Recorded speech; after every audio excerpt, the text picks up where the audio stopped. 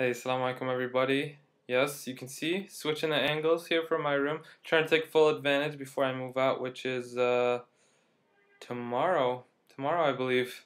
Pretty scary. So I'll miss a lot of little things, things I might normally think are annoying now that I'm moving out. Like the fact that the electricity went out. Unfortunately, again, bad environment thing. I fell asleep with the lights on, and so I woke up in the middle of the night when the lights closed, and there were a group of Egyptians down in the courtyard right there, right outside my window, yelling and screaming, and they were doing it I heard, to be annoying so that the supervisors would call the electrical company and come get them. But it was 2 or 3 a.m. So I woke up, and then the light turned back on, and so did the heat, and then I just fell back asleep. Um, Interesting stuff. This is a very touchy issue, so I'm just going to say a few quick things. Sorry for those who just wanted to hear the issue and not the things about my personal life on this blog. Um, One, going to Dream Park helped me. It was one of other activities. I think I talked about going to a Syrian restaurant while I went to some other kids from the other program in the center at Alexandria University. But it really made me kind of feel bad that I didn't get to know them earlier. I mean, there are some really cool kids in that program, and so I'm going to be attending their talent show tomorrow, inshallah, and that's their end of the year, like sort of party, wishing everybody a farewell. Because most of their students stay for just one semester or the summer. A few students stay for the full year, so there'll be 3 or 4, I think, students who will be staying with us through the next semester. Um, yeah, so they're really cool kids, and I'm glad I got to meet them, and I hope some of us can keep in touch. Now, this is a touchy issue, so again, I'm going to preface it like I usually do. This is just based on my personal experiences with the issue. Um, it's a touchy issue because, so I have this Google News Alert thing, and I'll recommend it to you. Just keep in mind what Google's aims are and that they want to control information about everybody and that they work with the government. As long as you're cool with that and you know that and you keep that in mind, then Google News Alerts is a great way to keep in touch with things. You just put in a word and it gives you all the, and you choose, I think it's blogs, news articles, and there's one other thing that I can't remember right now that have to, maybe just websites that have to do with this keyword. So I have the keyword Egypt, and every single day I get an email with a digest of maybe 10 or so articles from all over the world that are written in the English language on the issue.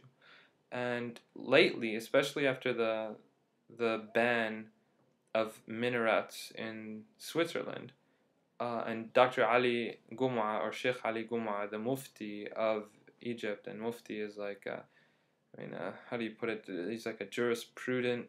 I mean, he's a very powerful voice in law, but everybody knows that even though he is a very knowledgeable person, I know people who personally know him. He was kind of put there by the government. So you have that religion government.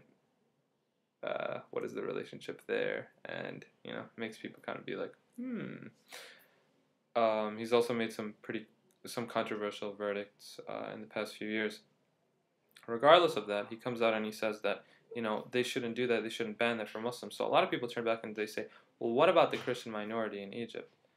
And so this has been a pretty big issue. Now, in my Fusha class, which is Modern Standard Arabic, we've been discussing the issue. We've read an article about it, which I thought was extremely poorly written in Arabic, and just if you just look at the logic of it and the philosophically sound arguments, there are no sound arguments. It was just terrible. It was 3 Christian writers writing about against migration from the Middle East and for Christians to stay there. Now, one of our professors in Ammiya, which is Egyptian Colloquial Arabic, is actually a Christian, which is very interesting, and I'm glad that he is because I can actually experience being taught by someone in the Arab world who's not a Muslim. Most of our other professors are Muslims. Not that there's anything wrong with it. It's just good to have diversity. Even the Harvard Business Review, I read an article probably about a year ago, talks about studies about companies. And when they're more diverse, they're actually more efficient. They get more done. There's more innovation and ideas because people come from different backgrounds. And so it's very interesting when we talk about marriage in that class, and the Muslim teacher, we have 2 teachers for that class.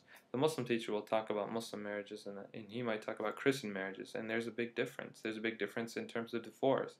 And so these are all very interesting issues.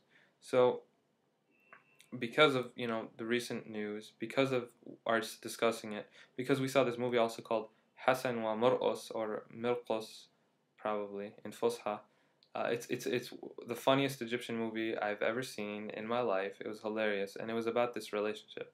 And you had, what's his name? Omar Sharif, Omar Sharif. I don't remember, but he's very famous, and he's old too, and he started acting in American films a while ago. So he's famous in the U.S. and he's a Christian, but he was acting as like an imam who had to pretend he was a Christian in the film because of to be protected from radical Muslims. And the Christian, I mean, he's an actual Muslim, Adil Imam. He's in so many Egyptian films, it's crazy. And so he was acting as a Christian priest who had to pretend he was a Muslim sheikh. Again, the switch there, uh, because of radical Christians. And so it's a very interesting movie, and they bring up a lot of interesting issues as well. Yesterday we had a symposium with that Christian teacher and that Muslim teacher, and they talked about their relationship. So every single day I'm reading articles about Christian. Uh, I'll give you just an example. Christian daughters being raped by Muslims so that they'll be forced to marry them and dishonor them. About Christian guys when they talk or something or have a relationship with Muslim girls, that Muslims will come over and just like fill up their house with bullets, gang rapes, Christian businesses being destroyed. Um, and the issue that was the most important is that Christian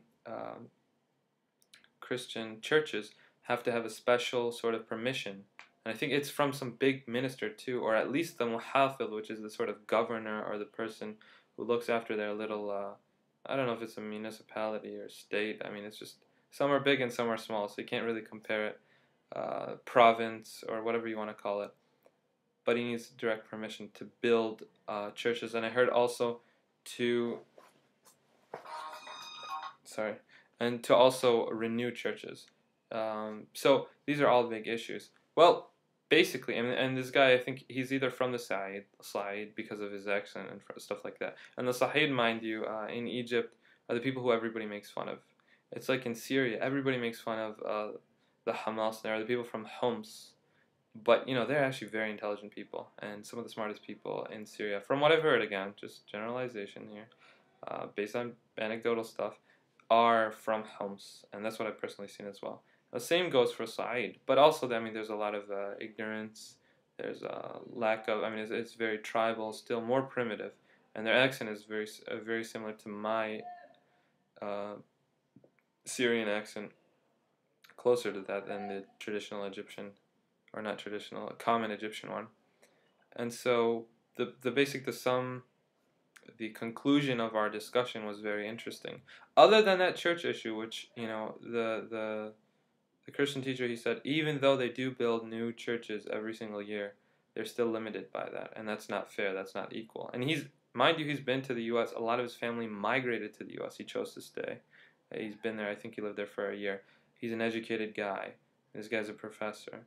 Um, he knows his community. I think he volunteered at a Christian orphanage for like 8 years or something like that. He's a cultured guy. He's not just some guy off the streets, and he's not just pulling this information out of nowhere, out of thin air. He talks about even regardless of that issue, they're building new and they're able to renew. That's the main problem he sees. But other than that, he's like, we live peacefully. And all this news we hear are from people in the West, Christians who migrate over, who want to potentially cause problems. I mean, think of Sykes-Picot, think of Catherine the Great, and I think Peter. I'm bad on my European history now. In Russia, who say they want to go to Eastern Europe and get lands from the Ottoman Empire because they want to protect Christians. Think of France saying they want to protect the Maronite Christians, and therefore they want to go and have a protectorate in Lebanon. And so we have to be critical of the motives behind these articles, which are written by people in the West trying to cause stuff. And he says, no, we're living peacefully, happily, and that's just the nature of it. And if a Muslim guy talks to a Muslim girl, they may also bust up his house and spray it with bullets, because that's just the culture in that area. And so very interesting to see that. And so you might want to check it out. Ask people. That's the best way. Don't just read articles. Shukran. Assalamu alaikum.